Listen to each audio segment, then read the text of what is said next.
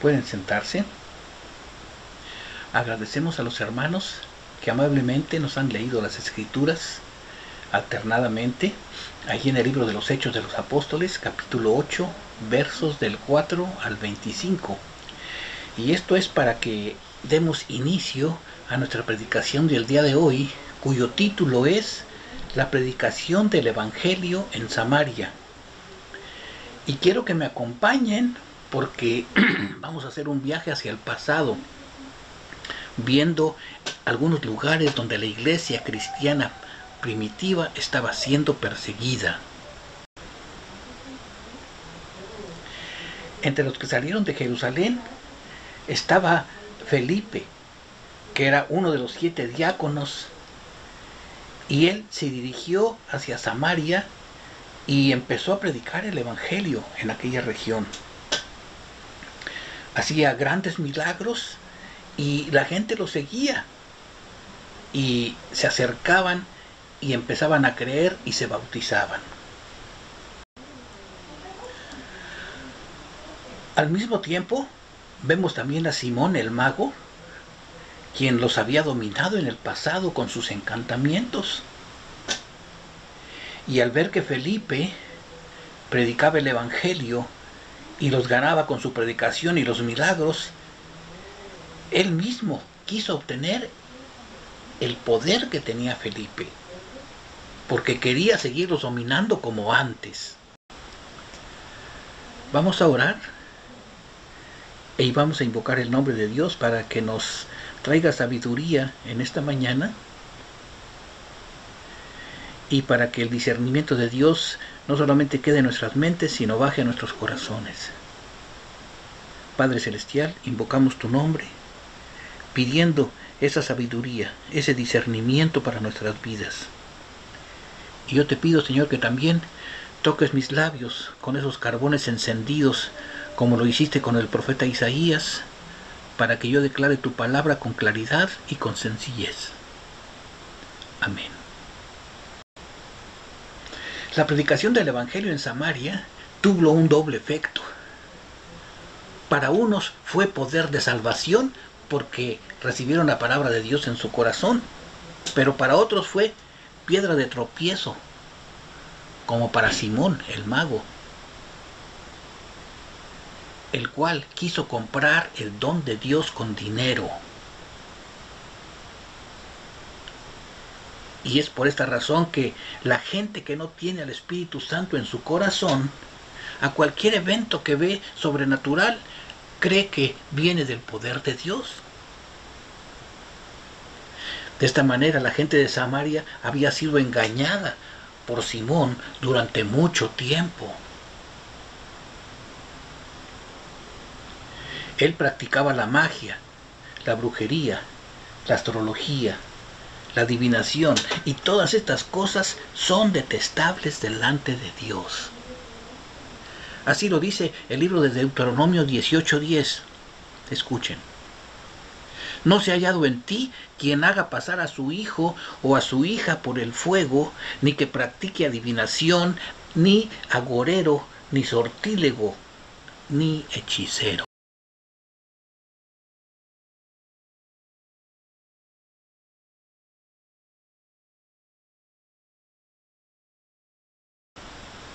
Pedro y Juan fueron enviados para investigar lo que estaba pasando en Samaria.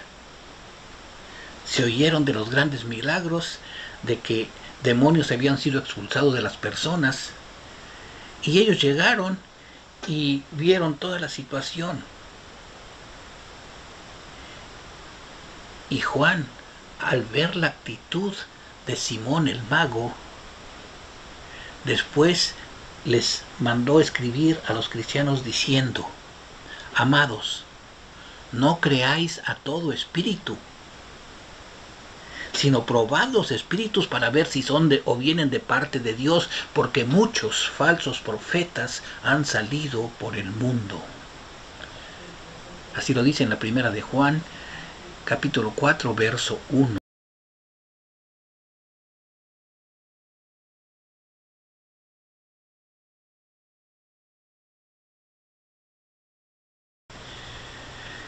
Pero nosotros como cristianos también debemos aprender a discernir los espíritus en nuestro tiempo, porque las falsas doctrinas siguen en nuestros días igual que en aquellos tiempos. Pero veamos esto. Miren, los cristianos de aquel tiempo realizaban los milagros como Felipe por el poder del Espíritu Santo. Mas los que practican la brujería, la magia o la hechicería, como Simón el Mago, lo hacían y lo hacen por el poder de demonios. Y ya hemos nombrado que estas prácticas son abominables delante de Dios.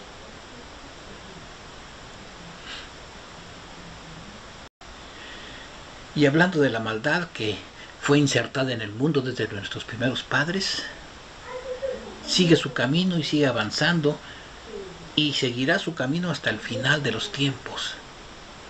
Así lo dice Pablo en la segunda Tesalonicenses, capítulo 2, verso 3, dice: nadie os engañe en ninguna manera, porque no vendrá Jesucristo por segunda vez, sin que antes venga la apostasía y la manifestación del hombre de pecado y el hijo de perdición.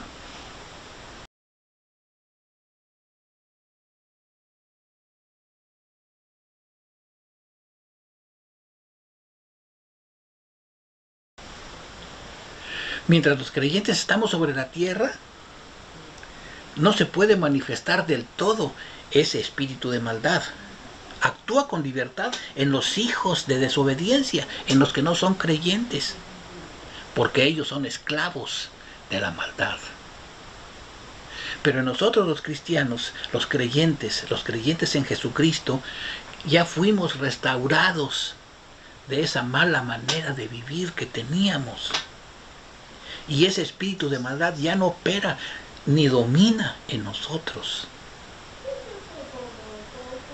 Ahora estamos hechos para el bien y para la justicia, para vivir en la libertad de los hijos de Dios. Cuando los creyentes seamos arrebatados por Jesucristo y seamos sacados de aquí de la tierra, entonces entrará ese poder de iniquidad y realizará toda su obra de maldad. El profeta Daniel lo llama la abominación desoladora.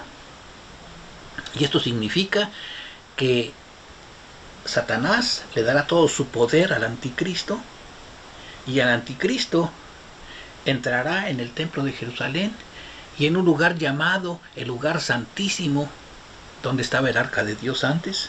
Ahora él se sentará y querrá ser adorado como Dios. Eso es una horrible abominación. Pues ese poder es el que estaba manifestándose en la vida de Simón. Y miren cómo se manifestaba. Estaba enojado contra Felipe porque le había quitado su audiencia. Estaba enojado porque había perdido sus ganancias que obtenía de todas estas gentes a las cuales se engañaba. Él se acercó y parecía como que estaba siguiendo a Felipe, pero no era por los motivos correctos. Él tenía una creencia intelectual y no una creencia del corazón. Vamos a hablar un poco sobre eso. Simón vio los grandes milagros que realizaba Felipe y estaba asombrado. Eso mismo sucedió con el pueblo de Israel en el pasado. Ellos vieron cómo Dios mandó las plagas a Egipto, cómo los sacó con mano poderosa, haciéndolos pasar por el Mar Rojo y llevándolos a la libertad. Y sin embargo, ellos tampoco creyeron. Dios los mandó a que caminaran por el desierto durante 40 años hasta que murió el último de esos incrédulos. Pero aún en el Nuevo Testamento, con Jesucristo, cuando Él multiplicó los panes, mucha gente lo seguía. pero también nos seguían por motivos equivocados. ¿Y por qué razón? Porque la fe nunca vino por el ver. La fe viene por el oír, y el oír de la palabra de Dios. El verdadero creyente sigue a Jesucristo porque ha recibido la semilla incorruptible de la palabra de Dios y cree en ella. Este es el creyente que recibe a Cristo en su corazón y cree en Él, y no nomás se queda en la mente. Así lo dice la primera de Pedro, capítulo 2, verso 3. Simón vio que por la imposición de las manos era que se transmitía el poder del Espíritu Santo. Y vio allí su oportunidad para poder obtenerlo, y les ofreció dinero. Y dijo: denme a mí ese poder. Pero en el original, en el griego, la palabra poder que se usa para la imposición de manos usa el término cheir, que significa poder inherente. O sea, es el poder por el cual el Espíritu Santo sí se manifestó.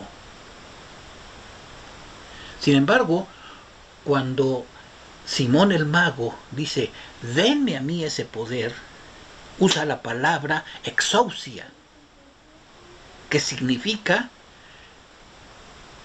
poder delegado.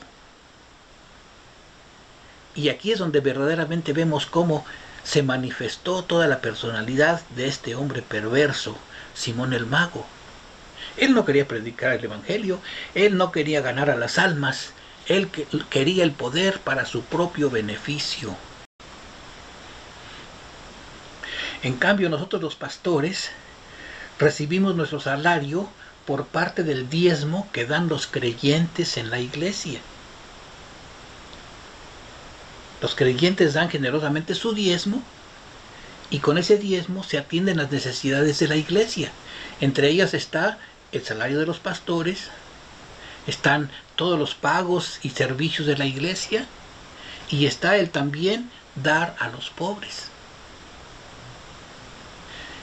El concepto es totalmente diferente al concepto que tenía Simón.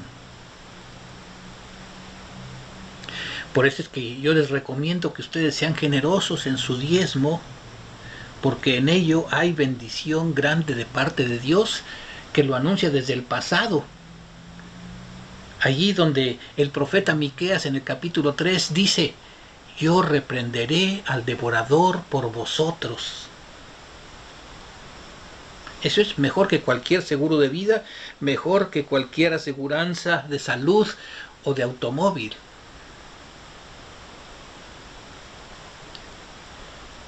Pero volvamos al poder. Ese poder del cual Simón dijo: denme a mí ese poder.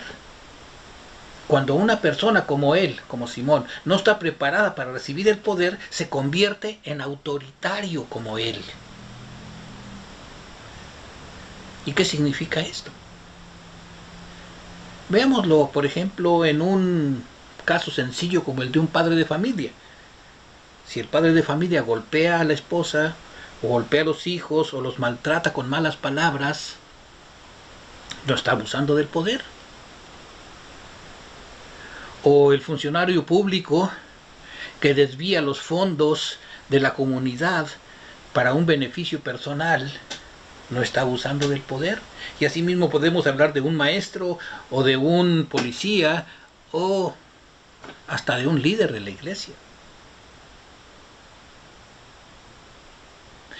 Pero ustedes me preguntarán: ¿y entonces cómo voy a estar yo preparado para recibir el poder de Dios? Bueno, el poder de Dios se recibe en humillación delante de Él.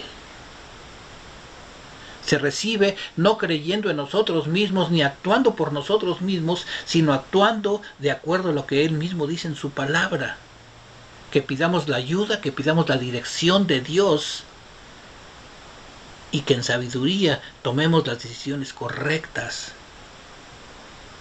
Entonces estaremos usando el poder como lo hicieron los apóstoles para el servicio de los creyentes.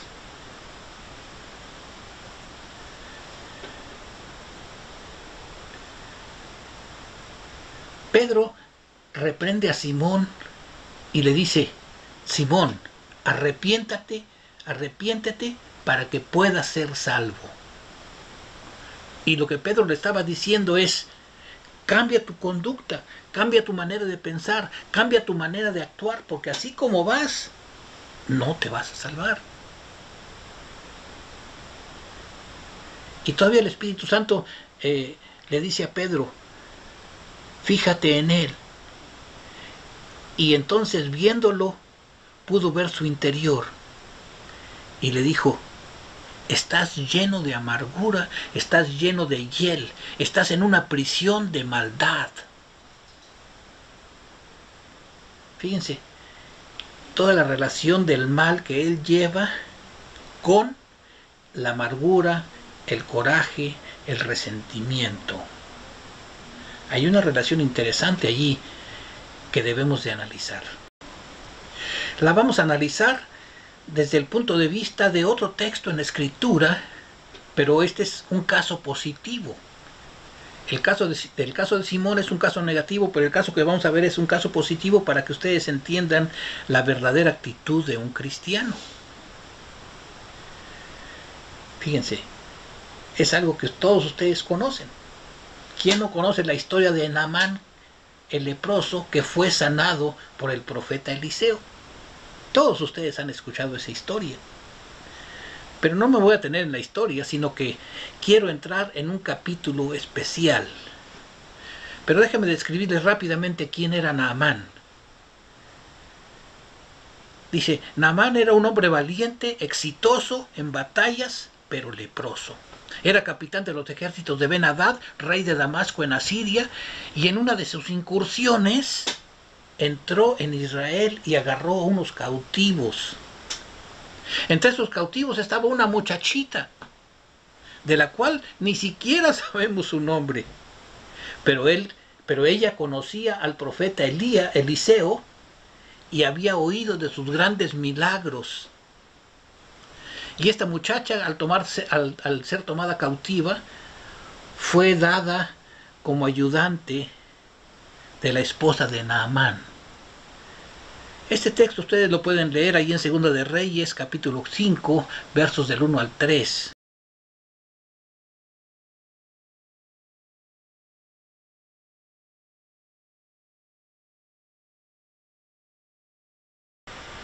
Consideremos por un momento el caso de esta joven judía. Es muy probable que Naamán, cuando hizo la incursión allí en la tierra de Israel, mató a sus padres. En la redada mató a sus hermanos o a sus parientes. Y esto hubiera sido causa para que ella se llenara de rencor, de odio y después de amargura. Sin embargo, ella perdonó a su amo, adelantándose unos 900 años a lo que Jesucristo diría acerca del perdón de los enemigos. Ella lo hizo en el pasado, en una forma admirable. Porque en su tiempo la ley decía: ojo por ojo, diente por diente, rotura por rotura. Les aseguro que ella se quitó una carga muy pesada de sus espaldas cuando perdonó a su nuevo amo. ¿Y cómo lo sabemos? Allí en la Escritura no lo dice. Dice: porque no había guardado rencor en su corazón. Y entonces le hizo saber a la esposa de Naamán que había un profeta en Israel que podría sanarlo. Y ustedes conocen la historia. Él fue allá y fue sanado por Eliseo. Y aquí vemos cómo, en lugar de amargura que corta la gracia de Dios, vemos el fluir de Dios que hace que los milagros se sucedan en las personas. Cuando Pedro reprende a Simón el mago y le hace ver que en su corazón está lleno de amargura y de hiel y en prisión de maldad, esto significa que Simón de veras no había cambiado en su interior. Esas cosas seguían allí en su corazón. En cambio, esta joven, viviendo en el Antiguo Testamento, tenía un corazón como si fuera del Nuevo Testamento. Pues bien,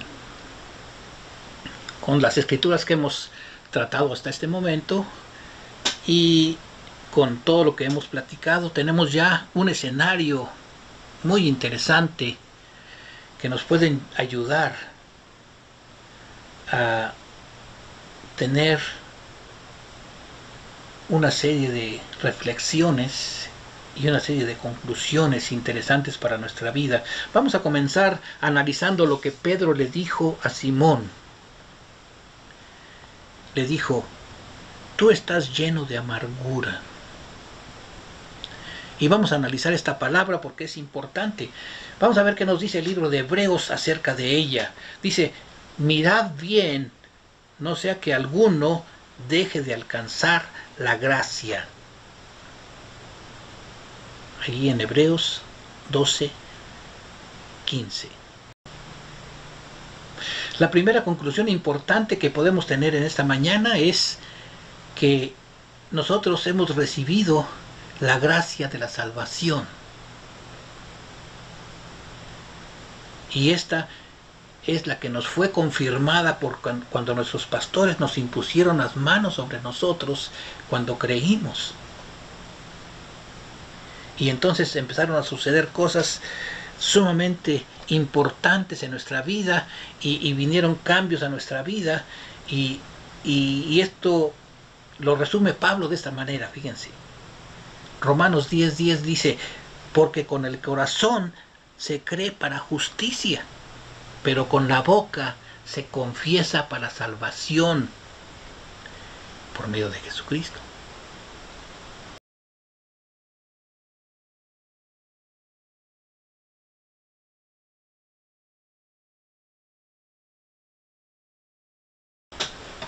La gracia santificante que hemos recibido para vivir cada día, esa es con la que el fluir de Dios está dentro de nosotros.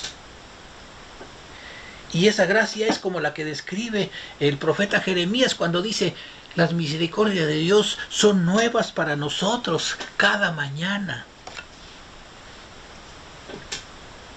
Ese es el fluir de Dios en la vida del cristiano. Ese es el fluir de la gracia que está en cada uno de ustedes que estamos aquí presentes. Esa gracia es la que te da la felicidad, es la que te hace sentir bien, es la que pone en tu mente una paz que sobrepasa todo entendimiento. Ese es el gozo de tu salvación que está dentro de ti. Tienes la esperanza en el futuro de que vas a resucitar con Cristo Jesús. Pero ese fluir de la gracia puede suspenderse. Vamos a hablar de dos razones de ellas. El primer momento en el que la gracia se puede suspender en tu vida está declarado allí en Santiago 4:6, cuando dice: pero Él da mayor gracia. Por eso Dios dice: Dios resiste a los soberbios, pero da gracia a los humildes.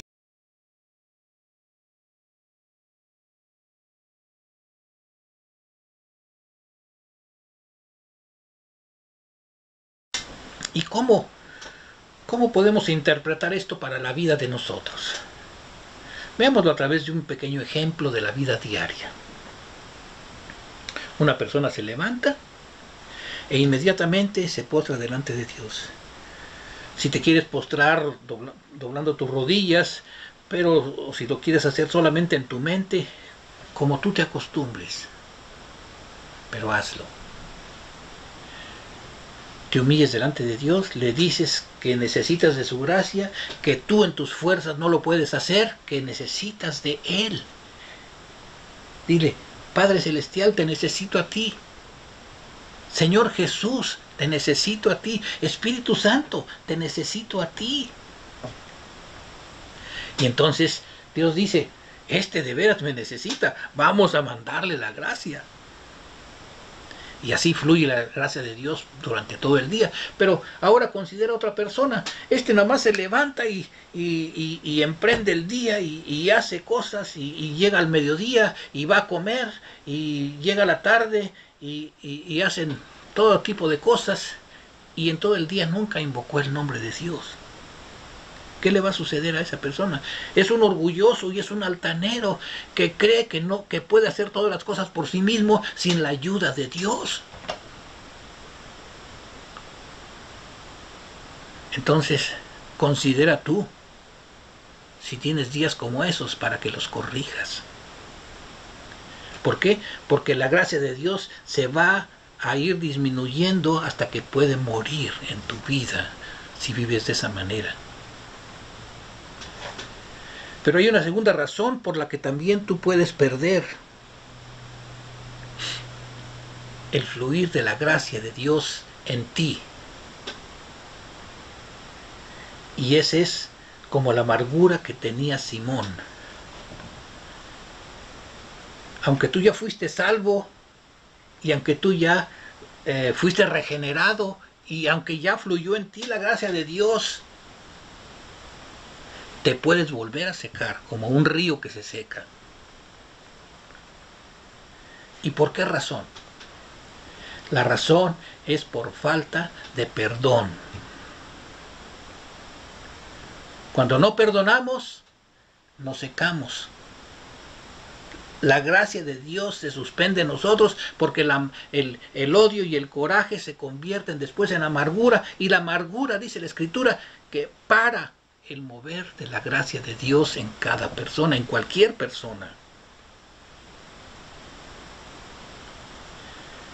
Fíjense hasta dónde llega el grado en el cual Jesucristo nos hace notar. Dice, si tu hermano tiene algo contra ti, allí en Mateo 5:23, deja tu ofrenda, ve primero y reconcíliate con tu hermano. Arregla esa dificultad con tu hermano y después ven y entonces sí ven y presenta tu ofrenda. Cuando nos enseñó la oración del Padre Nuestro, Jesucristo dice, perdónanos así como nosotros perdonamos a los que nos ofenden. Y ustedes me pueden preguntar, bueno, ¿y cómo sé yo que yo no tengo amargura en mi corazón? Bueno, pues hay unas pocas preguntas que te puedes hacer y con eso rápidamente sabrás. Perdón. Dice, revisa si todo el tiempo criticas a las cosas, a los eventos o a las personas. Si hablas mal de los demás. Ve y pregúntale a tu esposa, ¿qué piensas de mí? Ve y pregúntale a tus hijos, ¿qué piensas de mí? Y yo mismo te diría y te preguntaría, ¿a cuántos has traído al Evangelio? Porque si tú has recibido una paz que sobrepasa todo entendimiento en tu mente y has recibido el gozo en tu corazón de que Cristo es el que gobierna dentro de ti y el que te trae ese deseo de vivir y ese deseo de tener propósitos en tu vida, no es cierto que tú se los quieras recomendar a otras personas para que también ellas vivan como tú. El que recibe el Espíritu Santo en su vida no lo entristece y vive una vida muy abundante. Voy a dejar unos momentos en silencio para que el Padre Celestial, el Espíritu Santo y el mismo Jesús abren a tu corazón.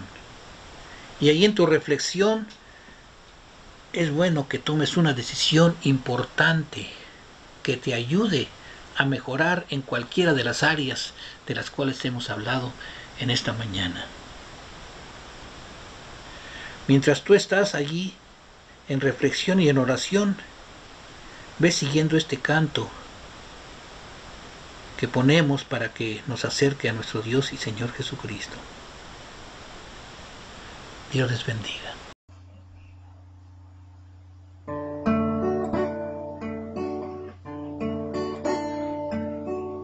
Eres mi Dios, eres Señor, eres mi todo. Tú me adiestras para vencer.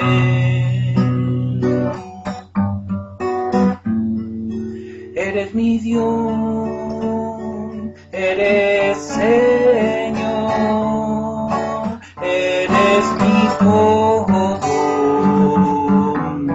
Por siempre, Señor, te adoraré.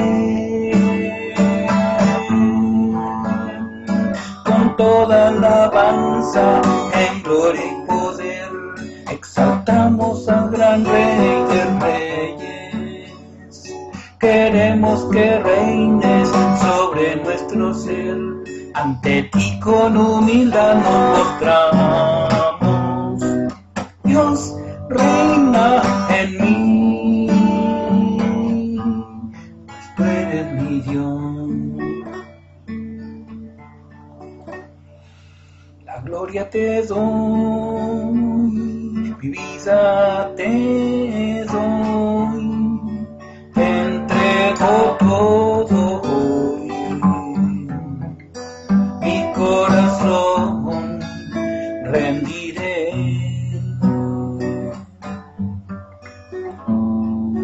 La gloria te doy, mi vida te doy, te entrego todo hoy, pues solo tu amor me sostendrá. Con toda alabanza, en gloria y poder, exaltamos al gran Rey de Reyes. Queremos que reines sobre nuestro ser, ante ti con humildad nos postramos. Dios reina en mí, pues tú eres mi Dios.